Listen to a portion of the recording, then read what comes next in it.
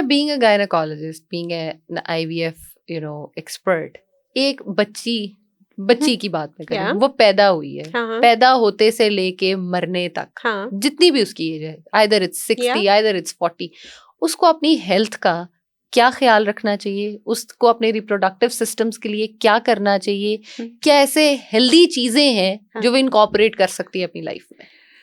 ये इस सवाल का जवाब आप मुझसे ज्यादा बेहतर दे सकती हैं, बिकॉज इट इज, ये सारे का सारा इज अबाउट लाइफस्टाइल। यस, आपके खाने कैसे हैं, आप क्या खा रहे हैं, आपकी एक्टिविटी का लेवल क्या है, it has to be healthy. आपकी, इवन मैं समझती हूँ खास तौर पर लड़कियों के लिए, उनकी इमोशनल हेल्थ, उनकी psychological health, feeling of protection. Pakistan में एक लड़की को इतना सेफ फील करना चाहिए कि वो सड़क पर चलते हुए पीछे मुड़ के ना देखे कि मेरे पीछे कौन आ रहा है और मुझे कोई हाथ तो नहीं लगा जाएगा, ये मेरा कोई आप आज पर्स से तो नहीं 100 पकड़ साल लेगा। बाद की बातें कर रही हैं, तो छोड़ देते हैं उनको। हम अभी की करते हैं। अच्छा, क्या स्ट्रेस लेवल्स जो हैं, जैसे हमने कहा कि जो हार्मोनल इम्बैलेंसेस जो हैं, क्या वो आपके रिप्रोडक्टिव सिस्टम को हार्म करते हैं, खराब बहुत करते हैं? ज़्यादा, बहुत ज़्यादा। और कभी कभी स्ट्रेस समझाने के लिए मैं अपने पेशेंट्स को एग्जांपल देती हूँ कि दुनिया के जो एवरेज चिड़ियाघर होते हैं उनमें फीकॉन्डिटी बहुत कम होती है, यानी कि बच्चे बहुत कम पैदा होते हैं, एज कम्पेयर टू जो दुनिया के अच्छे चिड़ियाघर हों या वाइल्ड में जो जानवर रह रहे हों, उनमें अफजाइश का रेट ज्यादा होता है। क्यों? क्योंकि कुदरत की नजर में रिप्रोडक्शन एक लग्जरी फंक्शन है। जब आप की जिंदगी में खौफ है, स्ट्रेस है, तो आप फियर, फाइट और फ्लाइट के मोड में रहते हैं एवरी टाइम। जिंदगी सर्वाइवल पे बनी होती है और कुदरत इसको ये देखती है कि this person is not ready, ये बंदा एक और जान का ख्याल रखने के लिए रेडी नहीं है।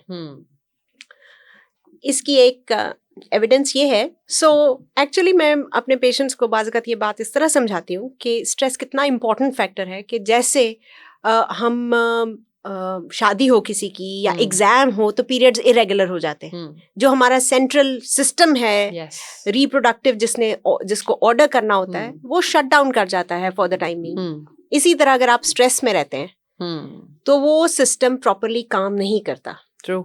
तो ये हार्मोन्स जो हैं ये बहुत रिदम मांगते हैं, ये सोने जागने का टाइम ठीक मांगते हैं जो हम नहीं दे पाते। कभी कभी मुझे लगता है कि एक जुमला ना मेरे जुबान पे ऐसे चढ़ा है, चीनी चावल आलू मीठा बंद, ठीक है, बर्गर बोतलें, फास्ट फूड बंद, जिंदगी आसान।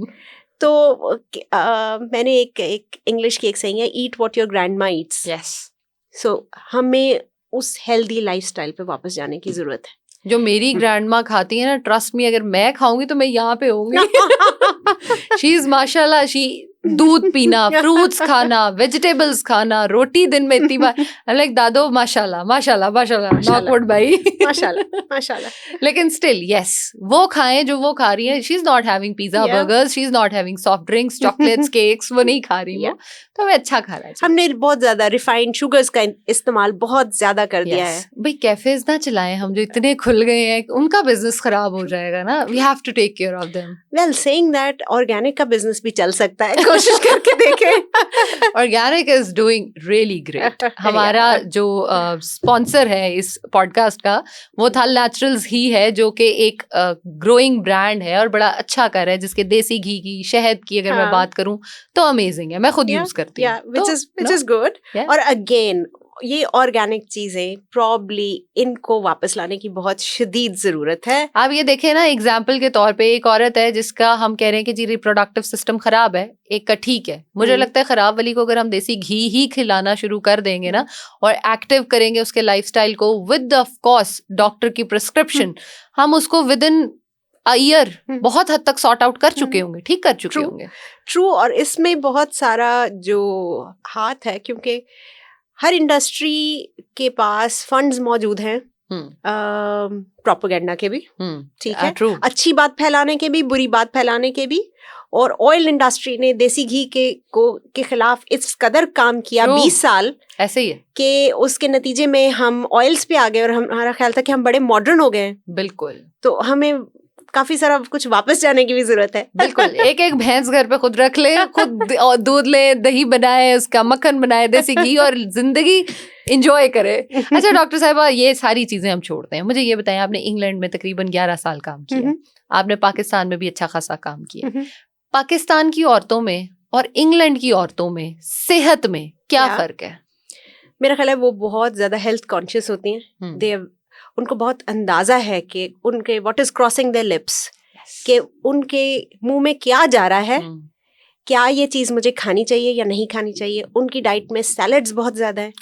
ज्यादातर लोग दोपहर में सिर्फ सैलेड्स लेते हैं, और हेल्दी ईटिंग हैबिट्स बहुत ज़्यादा हैं। वॉक की हैबिट बहुत ज़्यादा है। वहाँ पर सड़क पे वॉक करता हुआ किसी का दिखाई देना एक मायूब बात नहीं है। अगर मैं यहाँ सड़क पे वॉक कर रही हूँ तो कोई जानने वाले कि अगर डॉक्टर साहब आज गड्डी नहीं थी। So ये बहुत वॉक का टाइम नहीं है। सबसे अच्छी बात जो मुझे वेस्ट की लगती है ना, आप सुबह 6 बजे से लेके रात 12-1 बजे तक कभी भी वॉक करो, कोई बंदा आपको पूछता नहीं है। पाकिस्तान में आप दोपहर को 4 बजे वॉक कर रहे हो, एवरीबडी विल बी लाइक ये कौन सा टाइम है वॉक करने का? हाँ बिल्कुल ठीक कह रहे। तो उनकी नजर में टाइम इज मनी। उनको जहां वक्त मिलता है वो उसको यूटिलाइज करते हैं। और फिर मैं वही बात करूंगी, बात ये नहीं है कि आप वेस्ट को कॉपी करें, बात ये है कि दानाई अगर मोमिन की मता है, अच्छी बात जहां से मिले उसको ले लो, उसको मत ये सोचो कि वो कहाँ से आ रही। बिल्कुल। अच्छा, ये तो बेसिक डिफरेंस आ गया जी खाने में। अपने टेक केयर में वो ऐसा क्या डिफरेंस कारी होती हैं? आपने वहां पे भी ऑफ कोर्स डिलीवर किए होंगे सब कुछ, क्या डिफरेंसेस? वो बहुत इंडिपेंडेंट है अपनी सोच में। वो किसी पे ज्यादातर खवातीन डिपेंड नहीं करती। बहुत सारे डिसीजन कपल्स लेते हैं। मैं एक छोटी सी एग्जांपल देती हूँ। अगर मैं किसी कॉलीग को कहीं इनवाइट करूँ तो वो मुझे कहेगा कि आई लास्ट माई वाइफ, या she will say I last my husband.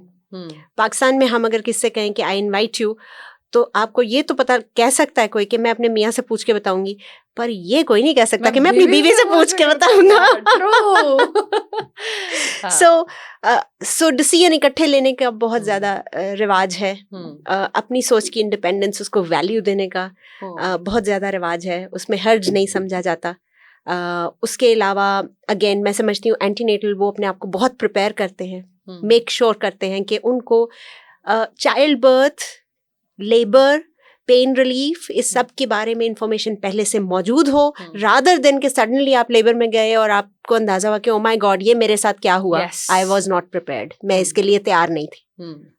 अच्छा, वहाँ पे ज्यादा नॉर्मल डिलीवरीज हैं या वहाँ पे भी ऑपरेट का ही है? So actually rate caesarean section का वहाँ भी अब रिलेटिवली ज्यादा हो गया, लेकिन इतना ज्यादा बहरहाल नहीं है जितना पाकिस्तान के शहरी इलाकों में कम से कम दिखाई दे रहा है।